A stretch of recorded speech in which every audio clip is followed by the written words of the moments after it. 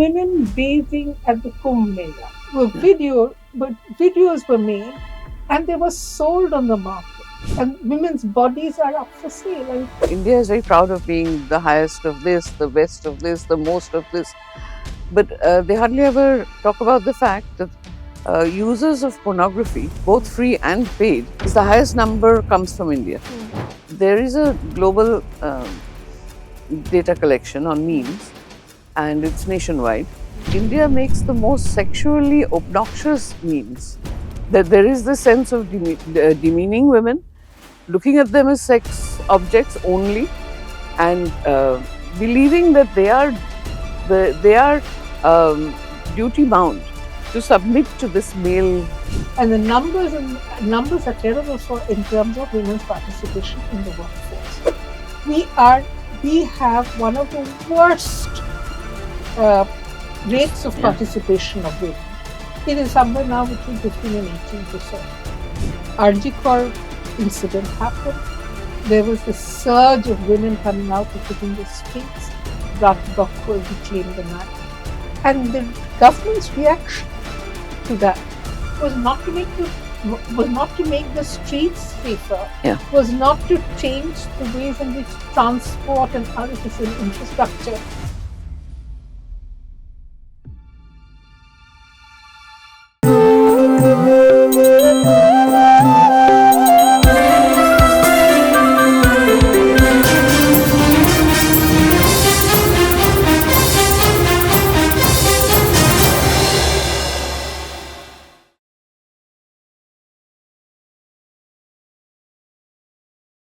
Welcome to Janashakti Network.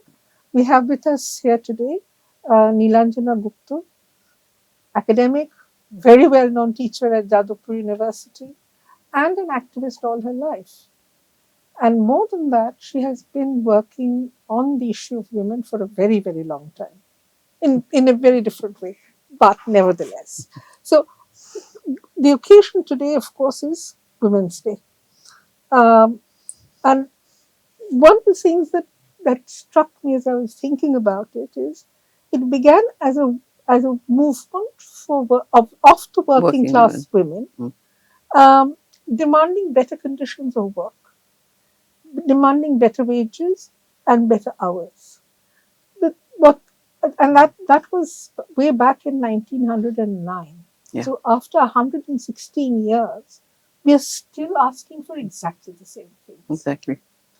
We have not really added to the conversation around the basic fundamental demand that was raised over 100 years ago. Certain things got added because we have shared our inhibitions about discussing sexual harassment, gender justice, etc. But basically, by and large, the demands and the issues have not changed at all.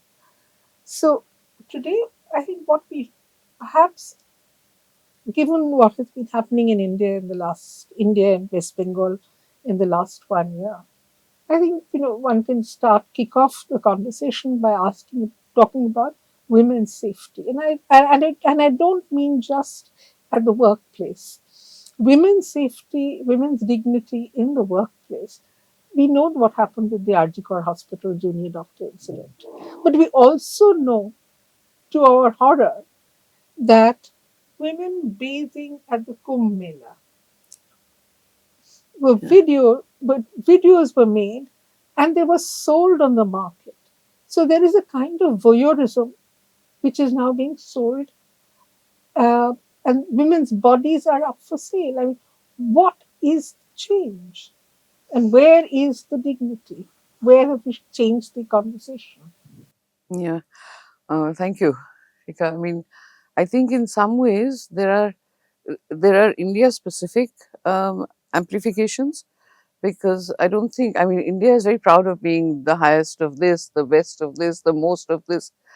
But they hardly ever talk about the fact that users of pornography, both free and paid, is the highest number comes from India. And it's Indian males who pay a lot of money, spend a lot of time. And this is the one, as far as I remember, the one act or part of the act that the current government had to change when they introduced the information right to what was it, the Information Act, as they call it. There were several clauses which I think were awful, and there were protests all over India.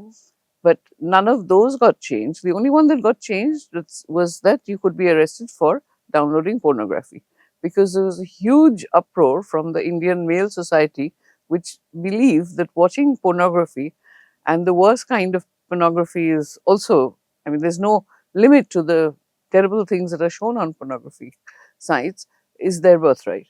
So I think there's also that side of it, that there is a demand for this, obviously, otherwise they wouldn't sell. And one of my students, a boy, interestingly, was working on memes. And there is a global data collection on memes, and it's nationwide. And no surprise, they have various categories, that what percentage of the memes are created in that country, what percentage of the memes are political, what percent are, about sports, from popular culture, various categories. India, again, has very telling statistics in that survey every year. First of all, hardly any women make memes. Almost all the memes are made by men in India. Secondly, which is true all over the world, but particularly so in India. The second point is that India makes the most sexually obnoxious memes, and they have the largest number of women celebrities, especially film stars, singers, people in the public sphere. So when there's a photograph of such a woman, that is very easily and very often put into a meme, and the comments are, it makes me drool when I see her. Oh, so maybe she's a cook or chef on some television program, so it will make, a pun on that.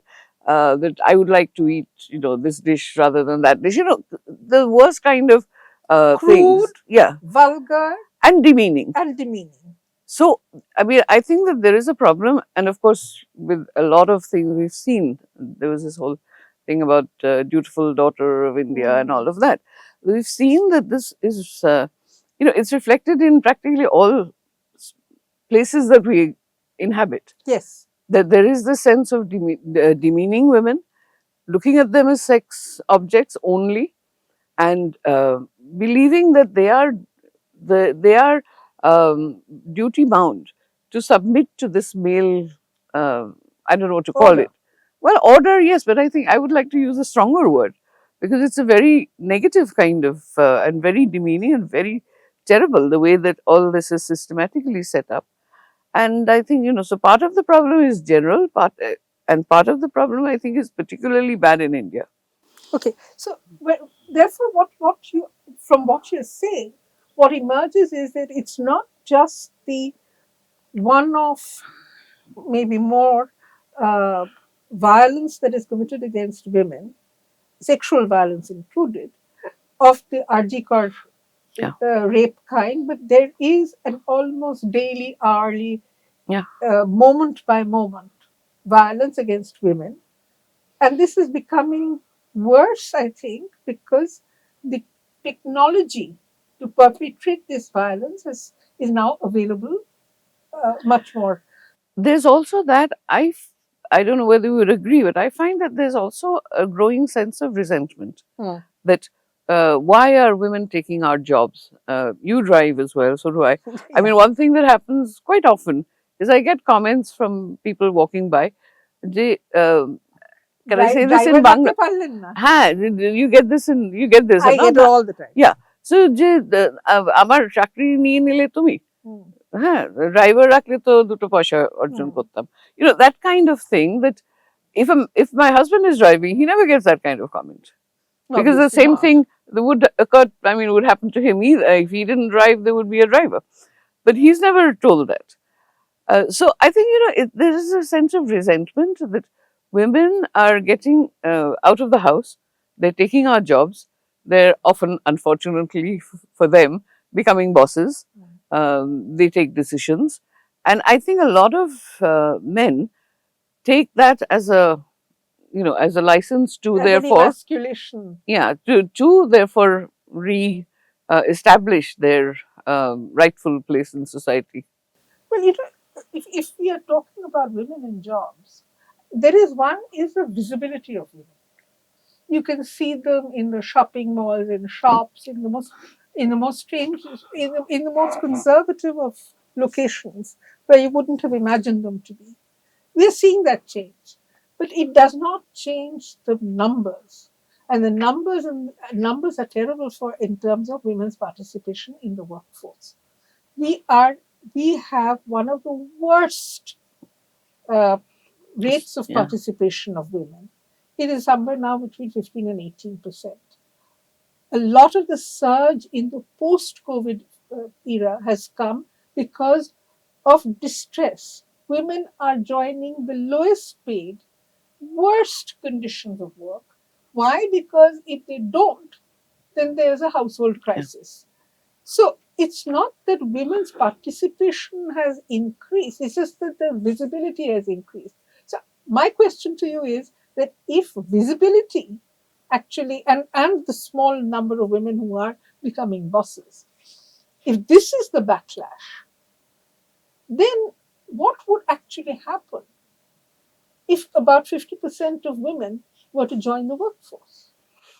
Yeah, I mean, I think this question comes up specifically, um, more during this Women's Day, Women's Week, and all that. And I always say that, Women's Day should actually be addressed at men, because I see that women are able to do everything that a man can do. They can go to space, they can hijack planes, they can do everything that men have always done. I see very few men who can do everything a woman does. True. So I think that really the problem has to be addressed by both the genders talking about this and working something out, because at the moment it's very antagonistic, I feel. And unless that's really sorted out and the men realize that now the onus is on them, if they are serious about women's equality, um, women's rights, then they are the ones who need to participate in processes that ensure this rights for women. Women are doing a lot. Women are fighting. Women are, we saw in the Arctic incident or many incidents around the world where women are stepping out and making their voices heard. But is there anyone who's willing to listen? Anyone willing to change? I think that often I feel that this movement needs to sort of look at other ways of trying to address this. I absolutely agree with you because one of the things that happens as it happens. I mean that is why and it's not that it's a criticism. It's a kind of knee jerk reaction. Arjikor incident happened. There was this surge of women coming out and hitting the streets. Brat Dokhur reclaimed the night, and the government's reaction to that was not to make the streets safer, Yeah. was not to change the ways in which transport and other facility infrastructure functioned and services functioned, but to say that women should not work on night shift. Yeah, the Now, onus is always on the women. it's the onus which is the problem. Yeah. It is that there is, I think, a kind of systematic. I mean, that's been age old, which is that women will have to curb themselves in order to enable the world to function. I think a lot of religions, say that no, women should do this, women Yep. shouldn't leave the house, The they should, Manu yeah, they should cover their heads. I think all religions, I think all religions have that, right? You have to Yes. cover your head. Because hair is apparently something which is so sexually enticing that men cannot control themselves. That's the logic as far as I can figure out, because That's it. every religion uh, says that. So I think it's always, the onus is always on the women to be responsible for preventing the violence, which is perpetrated by the men. So I think that's been their age old. And you're right that is precisely the point from which one needs to ask, why is it that men will not take responsibility for the violence that they commit? It is not enough to have punitive action. There has to be a different kind of. And also, I think that we need to really seriously think about the fact that that when we're talking politics, there are some issues which come up all the time, And there are some issues which are never really mentioned very seriously. Concern for the environment is one. I don't think any political party in India really takes it very seriously. No one does. And I don't think women's rights and, I mean, the right to do and live your life as you feel, that doesn't come up anywhere. Well, You get it in sort of slogans and stuff, but even the parties themselves, look at them. I mean, I don't think they or their political culture is really showing how people can be different. No. It raises two things to my mind. One is that I think either in today's paper or in yesterday's paper, a High Court judge delivered a verdict in which he told the woman to marry the rapist. Yeah, and this is something that we do routinely in India. Yeah. Now, this is such a horrific direction that I sort of wonder how a High Court judge can even imagine that this is justice. That is one. The second thing is, you were talking about politics and party. We've had the Women's Representation Act change. The Representation Act has been changed to make it women friendly. How? 33% reservation for women in Parliament and the state legislatures. Now, that was a kind of no deadline set act. We don't know when the women's reservation is going to kick in, because it has to await A, the census, that is the demographic head count, and B, it has to wait for the delimitation of constituencies.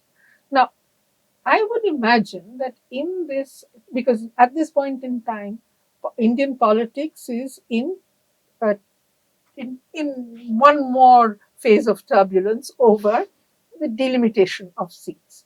The South versus the North, who is going to lose seats, who is going to gain seats, how that will change the equilibrium and everything. But the problem is that not a word has been wasted by any of the parties to the dispute, be it the parties of the South, the regional parties of the South, including the DMK, or the BJP, which is taken on the role of the defender of the cause. They have not wasted one word on how delimitation is going to bring in the Women's Reservation Act. Now, this is an issue which is disturbing, because it is almost as though delimitation is for us. Women don't figure in this. What do you think? Yeah, what you're saying makes a lot of sense. But also, I think that, we also, when this sort of 1/3% reservation happened, I think we were all quite hopeful about the fact that this would really bring a lot of changes and things would change. But I think most studies have shown that it hasn't changed as much as we had thought. So, it's also a problem that, yes, we can, what the points you raise are absolutely justified, but we also need to see whether just this kind of, reservation in numbers can actually change the political culture that we're talking about. That, whether it's men or women, we have a female chief minister, that doesn't make Bengal any safer. So I think that is exactly the point, because if you look at in the studies that you're referring to, one part of the study that I find fascinating is that the panchayat system, it's been around now for many years, almost 40 years. Yeah. In 40 years, we've had a panchayat system, and then we've had women's reservation in panchayats. So you have women's reservation in panchayat starting at 33%. It kicks off at 33%. Some states have taken it to 50%, including West Bengal. And then you find this phenomenon of government circulars being issued saying that when the training of the pradhans is going on, then please make sure that it is the women who attend and not the panchayat pati. Yeah. Now, panchayat pati has become a normal phrase for us. The man who represents the woman who has been elected. Yeah. I've never seen anything more bizarre than But Indians are great at finding ways to, not exactly break the law, but to sort of circumvent around the law. My own MLA is now a woman. So again, local people were quite happy about that. But then everybody told us, no, you want anything done, you have to tell her Pati as it is. He's the one who does everything. He does everything. Yeah. He's the power. You have to talk to him. No point talking to her. So in other words, women have no power of their own. No. They may be elected, but they have no power. The decisions are made by him. So the Women's Reservation Bill of 33% parliament and state legislature is going to achieve nothing. Well, maybe a little bit, but not as much as it should have or it could have. And, the whole thing about the women's agency, which is talked about a lot nowadays, I think that, I often tell my students that, right from when we were both men and women, girls and boys, when we were very small, our parents tell us, chup kore bosho, like, don't open your mouth, don't ask questions, just listen to what I'm saying. And when they go to school, their teachers say, chup kore bosho, don't fiddle, don't ask questions and all that. And this is what we are taught. We're taught to keep shut. And I think women especially are told to keep shut. Whatever happens, happens. But you have nothing to say. You don't have any right to speak. And we're basically taught this more or less throughout our education. That is what men and women are taught. Somehow, at some point, especially in the adolescent period, I think men tend to break out of that. Boys tend to break out of that. Whereas for women, it gets more and more difficult because the safety issues usually brought in then. এত বয়সের পরে মেয়েরা সন্ধ্যাবেলায় বাড়ি চলে আসবে, you have to be back at home, it's dangerous outside. So I think, keeping the threat of the unsafe environment is also part of this whole thing. This whole, method of keeping women quiet, making them dutiful, making them scared. Needing protection. They feel that they need protection and they shouldn't be doing this. Yeah. So I think it's also, falls on that as well. All the films that you watch, especially Hindi movies, the women are victims. And if they don't want to be victims, they have to be very careful. They shouldn't dress provocatively. They shouldn't go out at night.